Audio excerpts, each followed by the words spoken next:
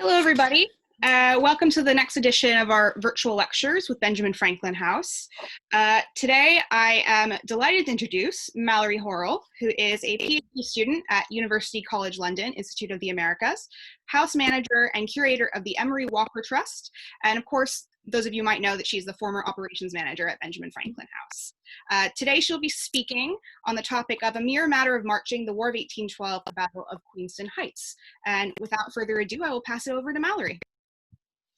Well, thanks so much, Caitlin. Good afternoon and good morning, depending on where you're dialing in from. I know some of us are coming from Canada.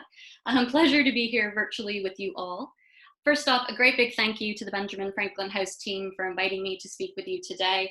And another thank you and word of welcome to all of you for joining what I hope will be an interesting talk and discussion. So Caitlin has told you a little bit about me and my research, which brings us into the realm of what I'm going to be discussing with you today, the War of 1812. My aim is to provide you with a general overview of the conflict, its root causes, its beginning, some key personalities that emerge in the period. I'm going to then give a more in-depth look at a particular battle, that being the Battle of Queenston Heights, concluding with a summary of the war, highlighting some ways that the conflict is remembered and understood today. Now, I do want to note that there's a substantial amount of fascinating history in this area. In the short time I have today, I'm not going to be able to cover every facet in extreme detail. Quite a few of the areas I will only be touching upon. They could very much be a talk in their own right, but perhaps I hope to inspire you a little bit to do your own research into some of the areas. And while I recount the history and story, I want you to have in mind that there are four perspectives and players in this conflict: the Americans, the British, the Canadians, and the Indigenous peoples of both America and Canada, each of which have their own reasons for entering the war, have different perspectives and understanding of the war, and suffer different impacts. So I'm going to endeavor to touch upon each of these as I speak to you today. But before forging straight ahead into the War of 1812, I do want to set the context and the scene for you. So we're going to look at what's happening with our four key players so we can better understand why this war comes about. So as this is a Benjamin Franklin House talk, I think, why not? Let's first look at America. At the time, it's a newly independent country. They've recently been successful, of course, in the Revolutionary War against Great Britain, which, for those who don't know, began in 1775 and ended in 1783 with the Treaty of Paris.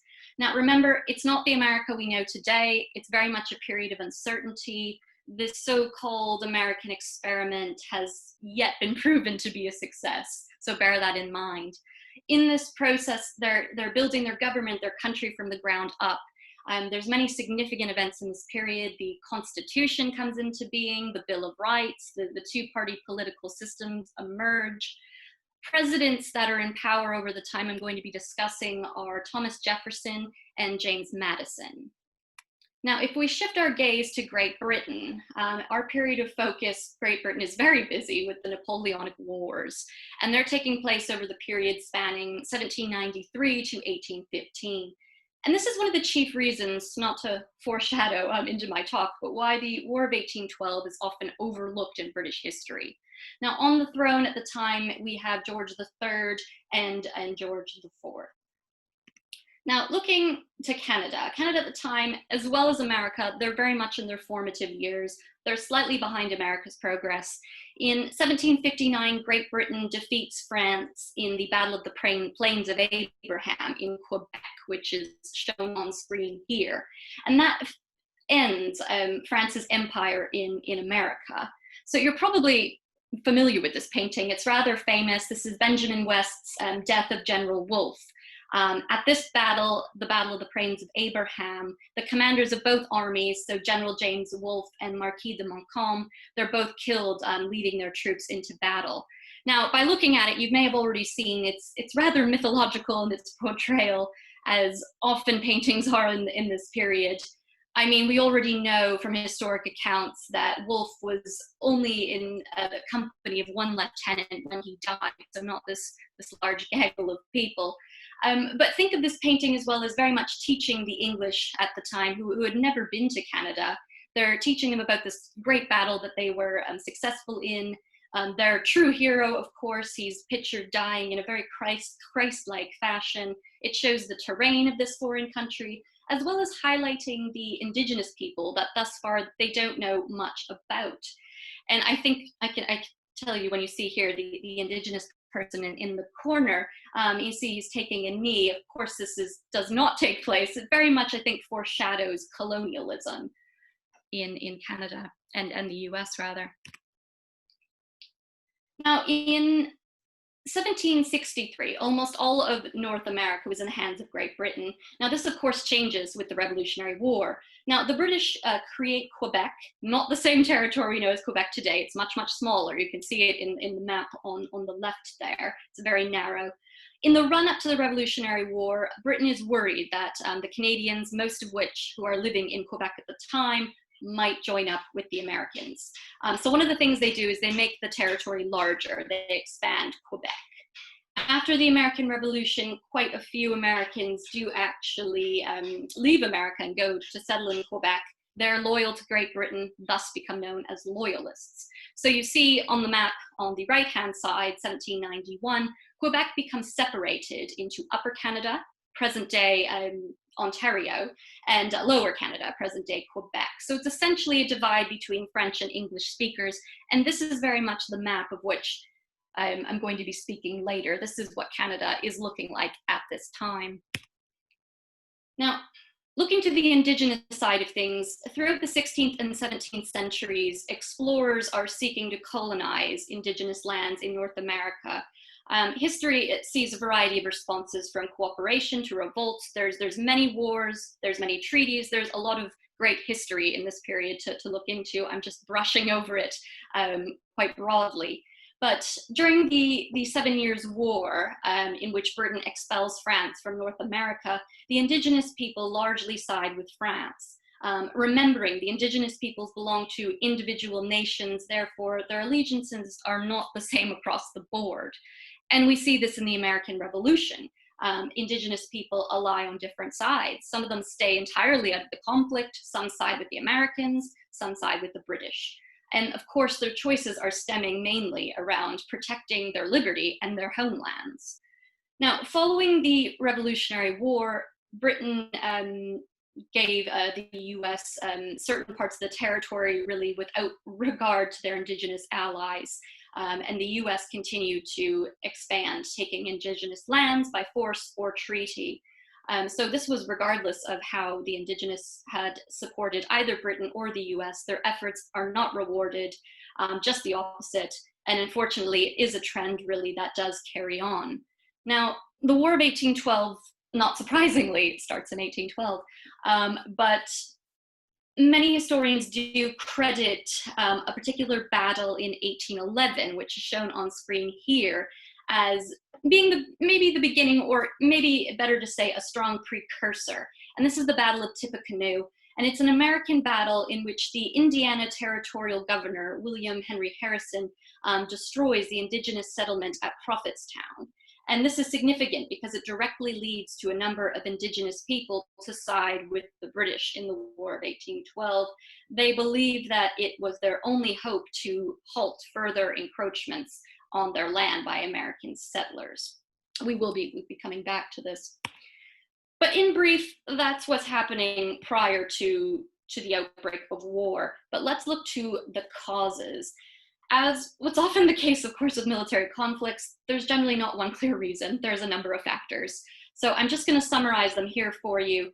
First off, Americans' frustrations begin with the Napoleonic Wars.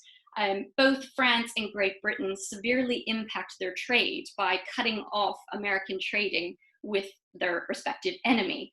Napoleon responds by ordering a blockade on shipping. Great Britain responds by requiring neutral ships to obtain a license. So America's getting hit economically quite significantly.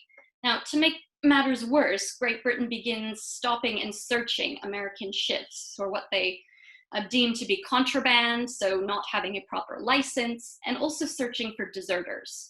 Now, cases were even seen where they're taking actually native-born Americans, seizing them and forcing them to work, or enlist rather, in the British Navy, and this becomes known as impressment. Now, a particular incident takes place, and it's shown on screen here, and this is called the Chesapeake Affair, and this is in 1807 in, not surprisingly, the Chesapeake Bay area. An American frigate called Chesapeake knowingly has deserters on board. The captain is aware. They are stopped by the HMS Leopard. They try to board and search the ship. The Chesapeake refuse. The Leopard responds by open firing. They kill and injure quite a few and do impress and seize 4 men for the Navy. So the Americans are understandably not quite happy. They had just won their independence in the war. They're supposed to be free from Great Britain. So, you know, tensions are quite high. Now, James Madison, president in America, he's receiving reports from some of his aides saying that Canada would be easily seized. Some even go so far as saying an invasion would be welcomed by the Canadians. And it recalls the quote that I list for the title of the talk, which I have there, with Thomas Jefferson essentially saying, "A conquest of Canada will be a mere matter of marching." Now, from today's perspective, I know it seems a little crazy. In actual fact, it's not so illogical. At the time, there's 8 million people in America to 500,000 in Canada, many of whom have recently immigrated from America, and then the other sizable number are French. So it's not a terrific reach to think that an invasion wouldn't be terribly difficult.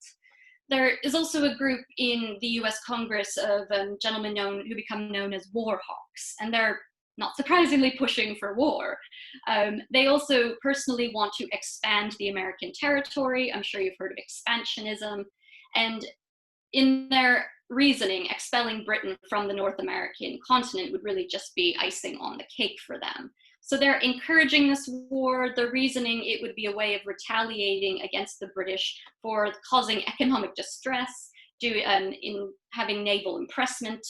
And they're also angered by what they see to be British support of the indigenous people in America. And what this means is the British had actually been supplying the indigenous peoples on American territory with weaponry to oppose the Americans who are trying to expand into Canada, which of course is the British land at that point. Now, the indigenous people are using the weapons to fight against the Americans, who they saw as expanding into their own territory in, that present day American land. So there's quite a few things at play you're probably getting a sense of. But I also don't want you to get the wrong idea and think that all Americans were in favor of the war. That's not the case. I have a quote listed there by an anti-war critic, John Randolph of Virginia. And it just gives you an idea that not everyone is convinced it's going to be such an easy victory, or that it was truly worth it to go back to war with Britain so soon. There's going to be inevitable losses of men, even if they're successful. So is it truly worth it? Interestingly, this issue of maritime rights, the impressment and the trade blockade, might have actually been solved without war. The British government had ended the trade blockade a few days before the US officially declared war. But the news hadn't reached America just yet. They would have definitely benefited from our present day technology, but they didn't know at the time. So ultimately, on June 1st, 1812, Madison sends a war message to the US Congress, signs the Declaration on June 18th, 1812. So as I noted, on paper, the Americans do have a clear advantage. Remembering, by population, they're outnumbering British Canada. Their population, if you remember, is 8 million. Canada is 500,000. In terms of military, that means you've got 10,000 Americans in uniform against 4,500 British troops. However, that does not include the crucial indigenous alliances that they had been forging at the time. The Americans were not anticipating the British to be so well trained and their troops to be a little bit better led at that time. And there are further complications in that the battles are taking place, of course, in the wilderness. The American army themselves, they are untested. They are filled with amateur officers that have not fought just yet, and they were going to be fighting in unknown terrain. Whereas the British forces already have experience in combat. They've already been living in Canada. They're quite aware of the area. And as I say, they had the aid of the indigenous peoples that were very skilled and knew the territory extremely well. Excuse me, let's refuel. So, excuse me, let's look at some key personalities that I'll be addressing as we go. Now, this is Major General Sir Isaac Brock. He was a military commander and administrator of Upper Canada, so he's in charge at the time and outbreak of war, and he's going to be very important as we get into our early battles. Now, he's actually born in Guernsey in 1769, and he has an entirely military career, having entering the army at age 15. He goes to Canada in 1802, so he's quite familiar with it by the time of 1812. Now, at the time, it was common practice in the British Army to purchase your commissions. So essentially, he buys his way up in the army. But not to give you the wrong idea, the roles of Major General and Administrator were ones that he earned, but he does purchase his way up. He's quite known for being quite bold. Now, to give you an idea of his character, a particular story from 1791 is when he's with another fellow officer. Common practice at the time is, dueling when you have a disagreement. So he is challenged to a duel, and Brock is a very tall man. I believe he's nearly 7 feet, very, very tall. And he realizes he's a relatively easy target.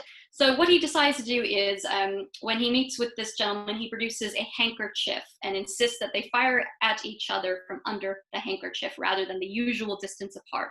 Now, his accuser, quickly declines and is terrified, and that ends the whole matter right there. But it just gives you a little bit of an idea of this guy's personality. He's very bold. He's not afraid of risk. He's also very highly trained and skilled, which we'll come back to a bit later. Now, another person I want to introduce you to is Tecumseh.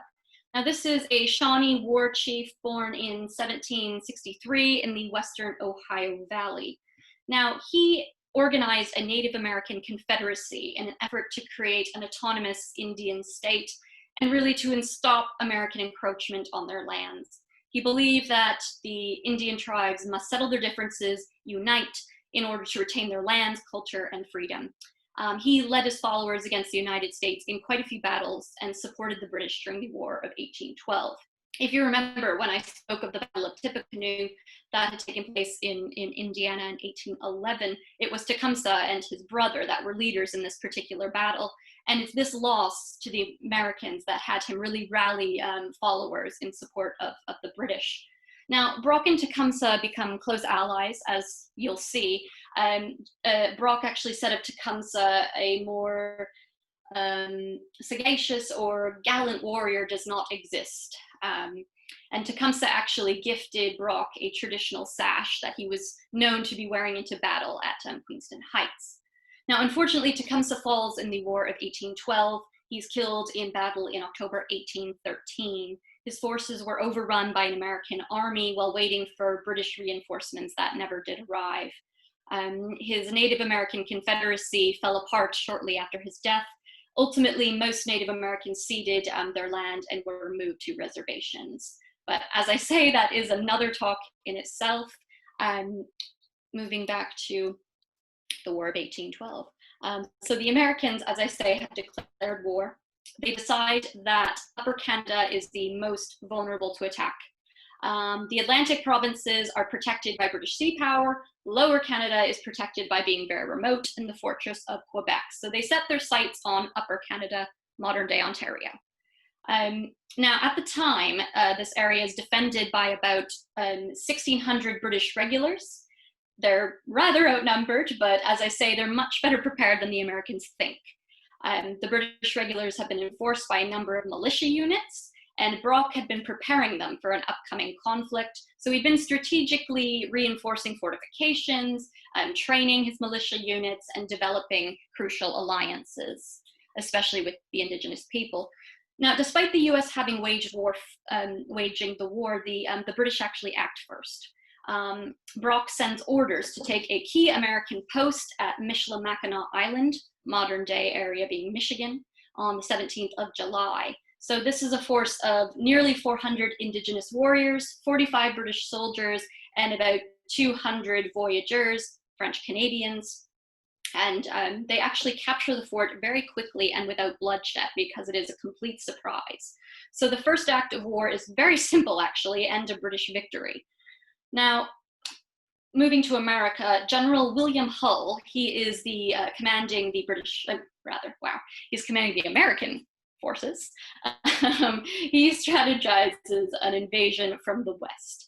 So he wants to use Fort Detroit as a base. So he gets to Detroit in early July, begins to make his crossing into Canada, saying to the Canadians that he encounters, and I quote, "I come to find enemies, not to make them. I come to protect, not to injure you." So very friendly, and some do fall to his side based on this. Now, Hull, as he's in Canada, begins to hear word of Brock's support from the Indigenous people. He starts to get nervous.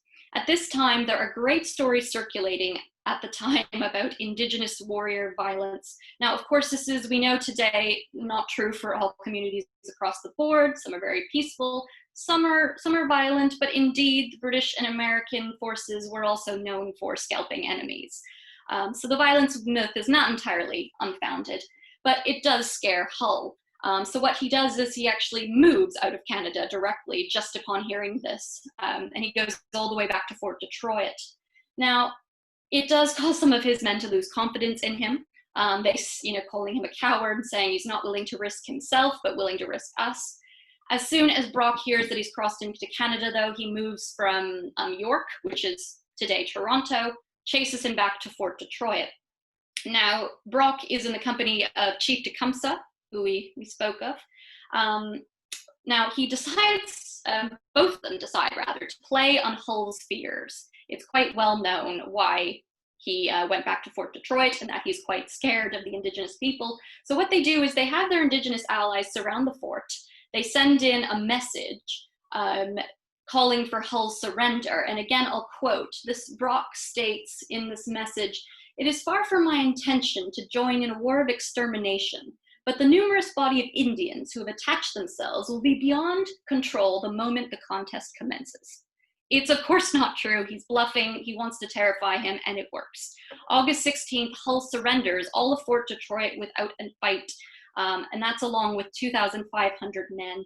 It gives British the control of the Michigan Territory as well as the upper Mississippi. So it's not an insignificant victory.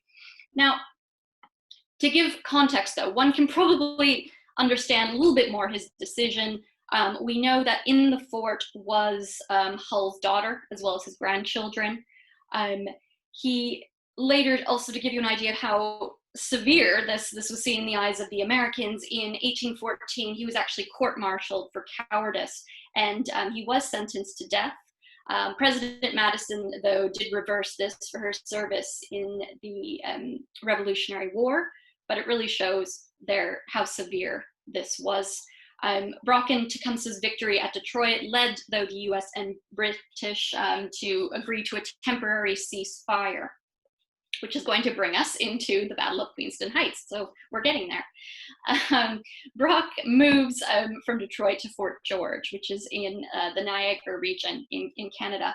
And he is going to be guarding the frontier against a US invasion when the ceasefire ends. So he has in his company 1,500 soldiers, 250 Indigenous allies. He's spreading his force, unsure where the next American invasion is going to occur. He wants them to make the first move this time, but he feels relatively confident in his position. On the American side, we have General Stephen Van Rensselaer. He's a militiaman, and he's actually one of the wealthiest citizens in America at the time. During the ceasefire, he marshals his forces and takes them to Lewiston, New York, which is just across, well, it's 9 miles from Fort George, so quite close to where Brock is.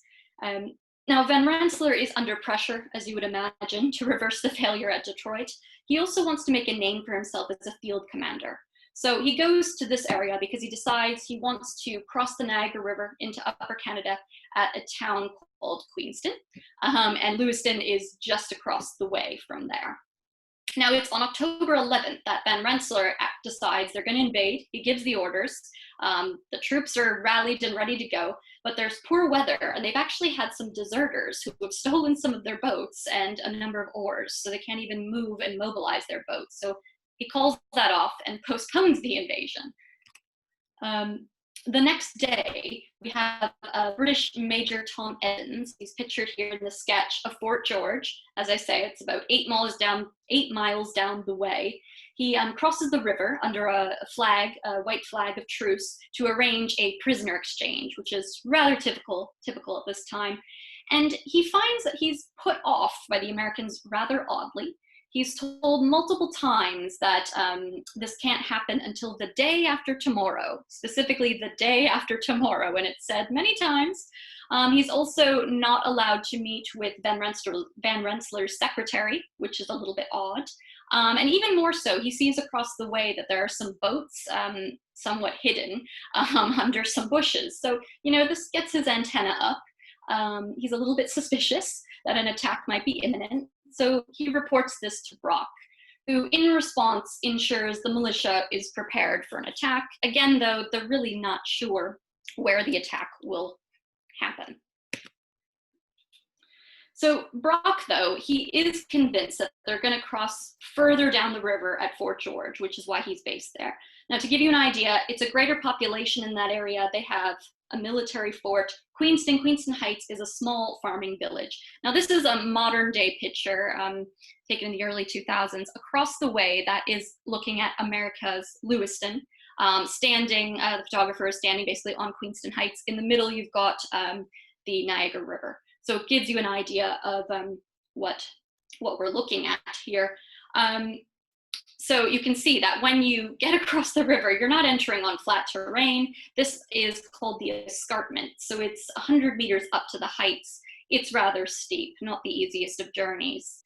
But regardless, 4 a.m. on the 13th of October, 1812, so that evening after Major Thomas Evans has tried to negotiate this exchange, the New York militia do launch their invasion across this rather treacherous Niagara River and currents.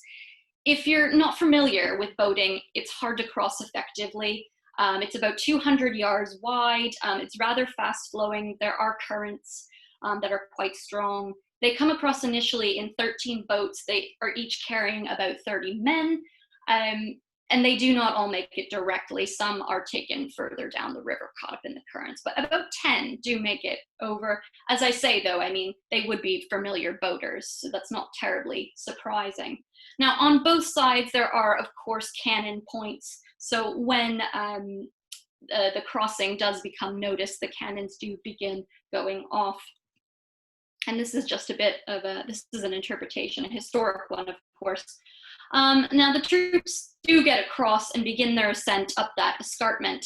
Now, as you saw in the more present day image, it was at the time as well quite overgrown with shrubs and trees. It's not a terribly difficult climb. I mean, it's not the easiest. Remember, though, that these troops, it's unfamiliar territory. It's dark. It's about 4 a.m. And they also have all of their equipment. I mean, muskets are not known for being terribly lightweight. So it's also not the easiest climb. But they make it up quite remarkably as well. They find their way to a key British-Canadian redan, which is a key gun battery, a cannon, and it is one of the ones that had been hampering the flow of US reinforcements in the river. So they capture it, which essentially gives the US control of the battle for the moment. And the Americans spike the gun, meaning that it's not easily operable should it be taken back into the hands of the British. And this is a present day version of the redan gun. Of course, it's rather overgrown today. You would have had a much better sight over the Niagara River, but just to give you an idea. So back at Fort George, Brock is awakened by the sounds of these guns.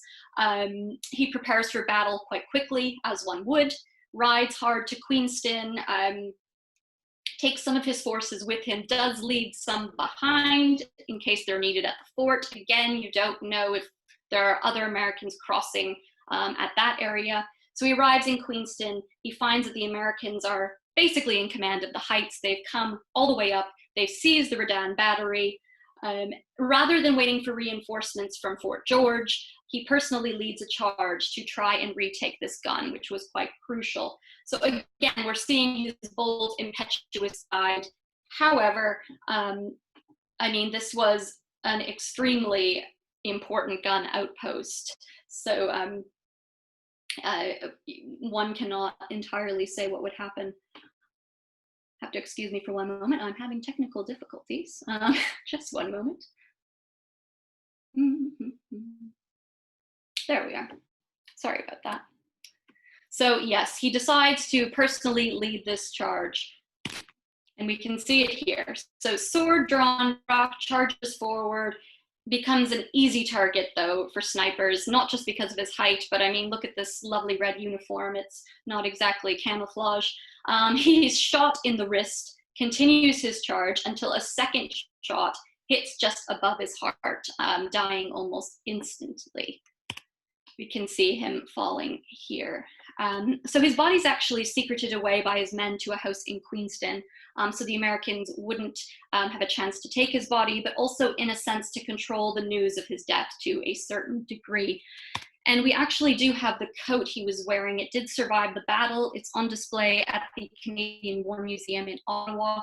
And you can see just below the lapel a hole where the musket ball did hit. Now, Brock became a Canadian hero in this moment, of which I will touch upon more later. But with heroes, of course, often comes the mythology. So he's been attributed to many grand final last words. For instance, one being, "Push on, brave York volunteers." We know this particular statement to be inaccurate. First of all, he wasn't in the company of the York militia at the time, so he certainly wouldn't have said that. But in not having a fantastical final line, which he wouldn't have given this injury, it of course doesn't alter the heroics of his actions or his acts in the war itself. Now, after Brock falls, Brock's aide-de-camp, Lieutenant Colonel John MacDonnell, attempts this charge as well, again to take back the Redan Battery. However, he also falls in this advance and is mortally wounded. And you can see this is a stone memorial that they have erected in the area. So things are looking pretty bleak for the British in this battle, to say the least. And I haven't told you who wins, so I do hope you're on the edge of your seat at this point. Major General Roger Hale Sheaffe, though, he is with the reinforcements at Fort George. They finally arrived, and now he finds out he's in charge, so that's a bit of a shock. Of course, he's lost two friends, two colleagues.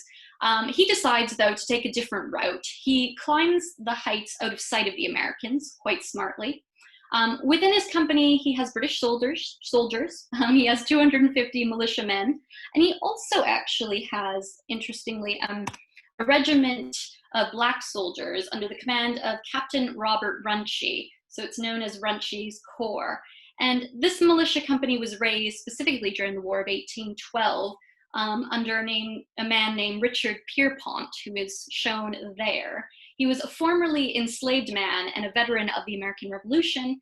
The militia was created in Upper Canada, and the Corps itself was made up of free and enslaved men.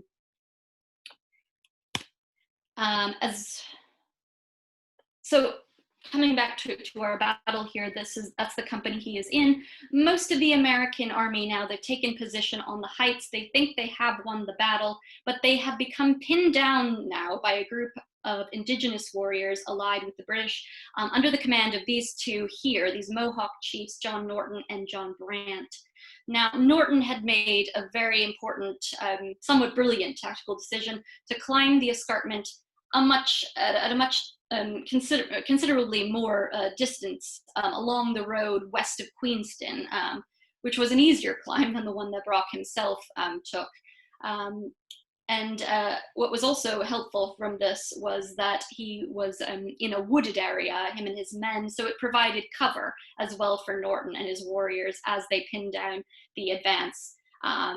So they're fighting with the Americans, and right at that point, it's when the reinforcements from Major General Sheaffe and his troops, they arrive. So you can see a little bit of it here. They're attacking from the rear, and then Sheaffe trapped the enemy between the army and the cliff, which you saw is no small jump. It's at this point that the Americans at the other side, who are still coming across in boats, again, many of them are thinking they have won, so they're bringing more and more. They hear what's going on and they refuse to cross. The British Canadians fire and they begin to charge with their bayonets at the Americans right on the cliffside, taking the Americans quite by surprise, as you can imagine. And with that advance, they wave a white handkerchief to signal their surrender. So the battle ends at about 3 p.m. So almost 1,000 Americans are taken prisoner. 300 are wounded or killed. On the British side, there were 28 killed, 77 wounded, and as I say, that's made up of the British regulars, Upper Canadian militia, Indigenous warriors, and Runchy's corps. This, of course, included Brock. He's become known as the savior of Upper Canada. He remains a key person in popular history. Indeed, he even has a university named after him now, Brock University, and a number of other things. But in terms of Brock and MajorGeneral, quite soon after the battle, they were both buried at Fort George, down the road again, that 7-mile distance. And in 1824, so not long after, a monument was actually erected on the battlefield. It stood 50 feet in height, which was pretty amazing for the time. It had a staircase up the center so you could climb up and have a beautiful view of the Niagara River.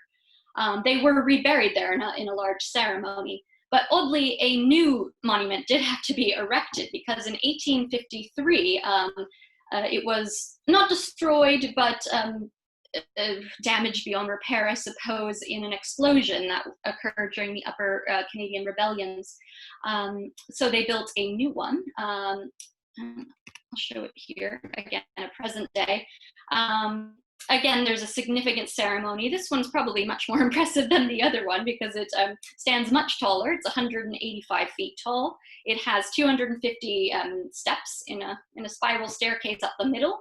And you can probably see it's quite, it's a very bright day when I took this photo, but at the very top you have Isaac Brock and he's pointing. So that's what that little toothpick-sized image is.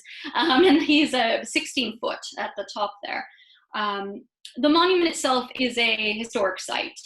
They offer guided tours of the battlefield, and as you can see, the area now where that battle took place is a beautiful park. But in the base of the monument, that one, MajorGeneral and Brock were reburied. So that was actually the 4th time for them, and hopefully the last. But a little bit of history in that as well. Excuse me again. So the Battle of Queenston Heights was unfortunately not the end of the war. It would continue until 1815, but please don't worry, I'm not going to take you through each individual battle and event. We'd be here well past dinner. But the battle itself was quite significant, not just because it was the first major battle fought in the war, but it gave Upper Canadians new hope in the British cause. It unified the population behind the war effort. And it, of course, meant that the Americans did not create a crucial foothold in Canada along the Niagara River. If it had been successful, this was a very important supply route, and that would have been cut off. Who knows how the war would have played off should that have happened. Now, despite the British starting very strong in the beginning of the war, the Americans do gain momentum, and they see a number of important victories throughout the remainder of the war. So as I say, I'm not going to go through the battles, but I will cover a couple key points of interest, not battle related really actually. This one is about the American national anthem. The words of it were actually written during the War of 1812. It was a poem written by Francis Scott Key in 1814, and it was written after he witnessed this event shown here. And it is the Maryland fort being bombarded by the British. He was inspired by the sight of a lone US flag still flying over Fort McHenry. And you can just see it, I think, faintly in the middle. The flag is standing there. But it wasn't later until the anthem actually was music. And rather ironically, I think the tune that it was put to is a British drinking song. So they put those together a bit later. One more key event I do want to focus on is one that you've probably heard. It gets mentioned a fair bit.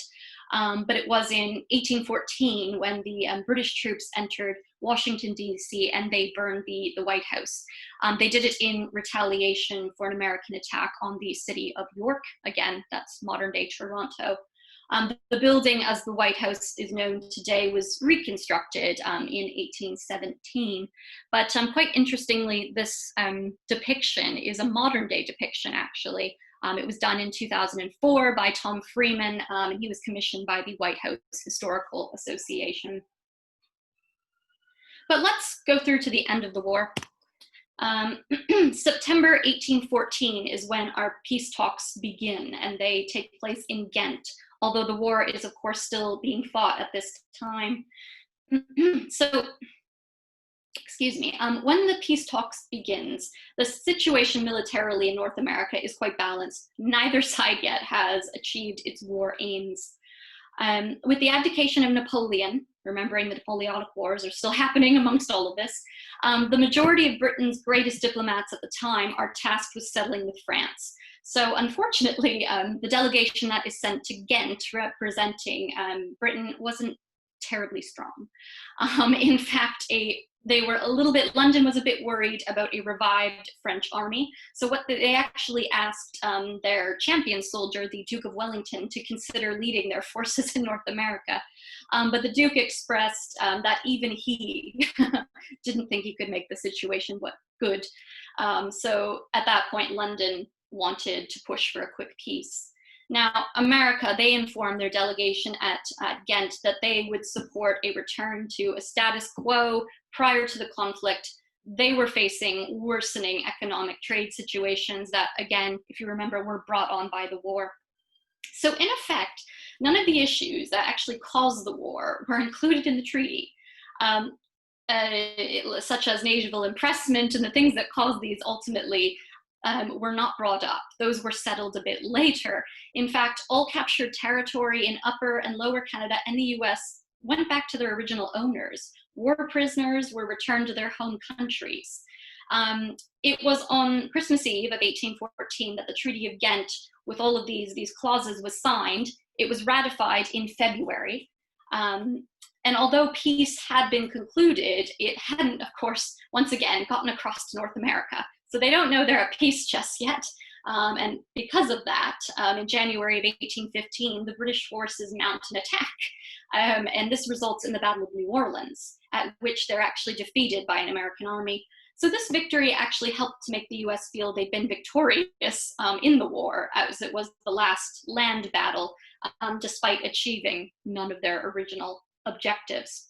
And there was also, after that, a few more engagements. They clashed in February at Fort Bower and had some naval engagements as well before the news of the peace officially got through.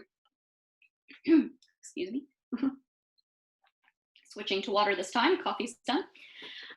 So just over 3 years of war, and on the face of it, not much has changed. It's funny, even today, both America and Canada claim to be the winners of the war. It's not to say that it wasn't significant. It was definitely foundational in the formation of American and Canadian identities. For America, I mean, they've managed to fight the world's greatest military power to a virtual standstill. It's giving the young country international respect. They have a greater sense of nationalism for this, and they feel more than satisfied that they've defended their honor against Great Britain's earlier insults with impressment and the naval blockade. In terms of Great Britain, though, I think this is where the War of 1812 gets a bit lost in their history. Because remembering, coming back to the Napoleonic Wars, it's at the end of the War of 1812 that Napoleon returns from exile. And then they defeat him at the Battle of Waterloo. So I think, this war gets lost in the splendor of that one and that very great victory for them. For Canada, it assures the survival of the British colonies in British Canada. The war itself, the mythology that comes with it, especially in Canada, gives Canadians a sense of community and identity and a real pride at this point in being a part of the British Empire. And while, as I say, it may not be easy to identify a clear win or lose, the Indigenous people certainly don't benefit from the war. As I mentioned, with the death of Tecumseh, any hope of stopping American expansionism in Indigenous territory comes to an end. For Indigenous peoples living in British North America, the end of the war saw an end of their self-reliance and in a lot of ways their traditional ways of life. Soon they would become outnumbered by settlers in their own lands, and really their contributions to the war would soon be forgotten, quite unfortunately. More recently, in 2012, both the US and Canada had significant bicentennial events to commemorate the war. As you can see here, coins, and I'll show in a moment, postage stamps were released, battle reenactments, and so forth. They had significant events programming. And with it came a switch of focus and interpretation to the main impact of the war. Now they're stressing that it brought about 200 years of peace between the two countries. You can see here the postage stamps. So the celebration, the perhaps slanting of history on both sides a little bit, was of course not without its critics. Such arguments as politicizing history and not putting a critical gaze onto the history as one should were brought forth and debated. I do think, though, it's important the celebrations brought forth a focus on the history and increased teaching of it. You know, schools visits, schools programming was changed. What I don't agree with is when history becomes adjusted or too watered down, particularly for one's own aims. In order to learn and grow as countries and people, we do need to hear the full story and the face value, which I have endeavored to give you unfiltered today. Hopefully representing that the war was foundational for Canadian and American identities, but also very sadly came at the expense of both countries' Indigenous peoples. Both Canada and America were created on top of Indigenous territories. I think it's our duty today to reinsert this part of the story, make it more dominant and not viewed from the periphery. To that end, that is my story. I want to thank you so much for listening. I'm going to turn the floor over again to Caitlin, and then I believe you all if you have any questions, and I'll do my best to answer those. Thank you so much for listening. Thank you so much, Mallory. That was really interesting. I didn't really know that much about the background of the War of 1812 or this particular battle, so I found it very interesting. My pleasure. We do have some time for questions. So if you have never done a Zoom webinar before, there are two ways that you can do this. You can either type in the Q&A and write a question there, and I will read them out for Mallory. Or if you are braver, you can raise your hand at the bottom of the screen, and I can call on you. Can actually ask Mallory your question directly. So we actually already have one question from during your talk. And it's from Sean Dale, who asked, is there a good book on this battle that you would recommend? Yes, the answer is yes. Specifically the Battle of Queenston Heights. Oh goodness. I want to say I have it here. I do not have the actual. Can you take, Caitlin, are you able to take the contact? Because I do definitely have it. I just don't have the author to hand. It's over in the other. Are you able to do that? Yeah, absolutely. If the person who asked the question would like us to send them information, then we're happy to do that. Yeah. Because I do definitely have a fantastic book. I'm sorry, I don't have it to mind right now. Okay. Great. So the next question we have is from Neil Carey, who asks, did the War of 1812 mark the start of the U.S. regular army? Can modern units trace their origins back to this war? Okay, well, I will start by saying I come at this more from a Canadian aspect, so I'm going to do my best, and I do welcome as well the Benjamin Franklin House staff to chip in.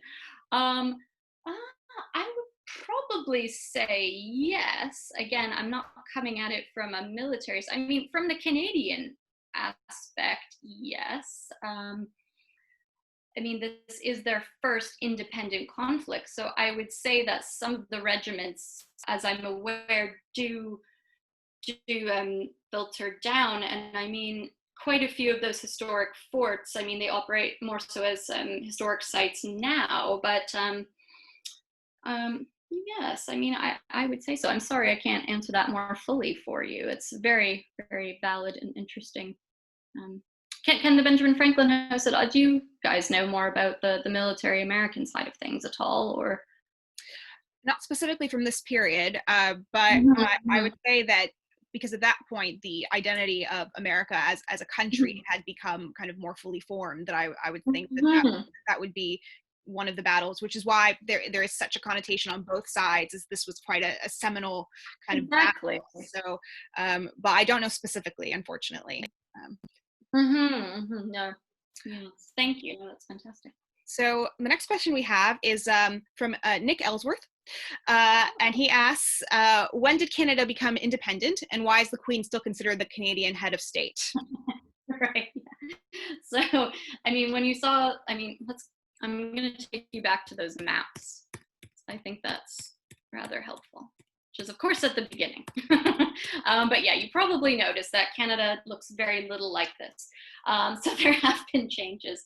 It's in 1867 that Canada has Confederation, which is when there is the union of 3 British North American colonies. So that's New Brunswick, Nova Scotia, and the Canada. So upper and lower, they come together to form the Dominion of Canada.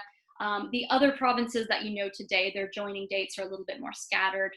But at that point, they become a self-governing dominion with the British Empire.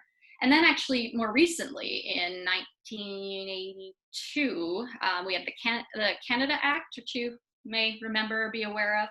And that is when Canada's constitution was approved by the British Parliament and proclaimed by the present Queen, making Canada wholly independent. But you're very right that the Queen is still on our money and is still technically Canada's head of state. It's more of a figurehead position nowadays after 1982, and we do still have a position of a Governor General, which is basically the Queen's representative in Canada. Thank you. So we have a very topical question right now. Okay. Next, so it says, you mentioned honoring history from the point of view of the Indigenous people. In the United States, there has been a movement recently to remove statues and other symbols of past conflicts, such as the Civil War, that are considered disrespectful. Is there a similar movement in Canada? I mean, yes, there are a few things. I mean, there's a couple layers to that. I mean, of course, I can't think of any instances where we've had statues removed or something at the moment, but we definitely do have quite a few high-profile resistance movements, I would say. I mean, definitely with the Indigenous people. I mean, there was, and there still is, started in 2016, the National Inquiry into Missing and Murdered Indigenous Women and Girls. So, I mean, there's a lot of profile resistance in terms of Indigenous issues. I mean, as well, Black Lives Matter is, of course, it does have a following and a resistance group in Canada. And it is very much an issue there as well. Although the history is, of course, different from America. I mean, you know, racism is, you know, it doesn't recognize borders, unfortunately. And I mean, specifically in Toronto, I mean, I can speak to, I think it was a 2017 statistic in that the amount of people that were killed by police in Toronto, 40% of them were of the Black population. And I mean, to ground that, only 8% of Toronto's population is Black. So yes, I mean, while I don't know of any specific instances of taking down statues or things like that, we definitely do have some resistance movements. So we have time for one more question, and I think that you know, it's a very important thing to discuss, of course, the taking down of these statues, of these historical figures. But I think we're going to end with a question that's a little bit more lighthearted. Are there other War of 1812 sites to visit nearby? And this is kind of in the Niagara area. Somebody asked. I mean, very much so. I mean, all over. Well.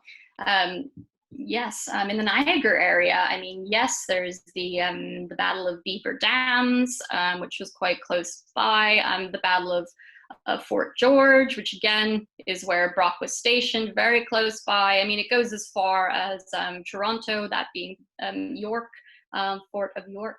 And then, of course, across the border, the American forts as well. So yes, I mean, there's quite a few of these historic sites. And I mean, that is where my initial information comes from this. I mean, you probably saw some of the lovely photos that look, that haven't been taken from history, they're taken from real life. So this all stems for me many moons ago when I was an undergrad student. I was one of those very proud historic reenactors. So I was actually stationed at the Queenston Heights Monument and would deliver battlefield tours. So that's where this information comes from for me.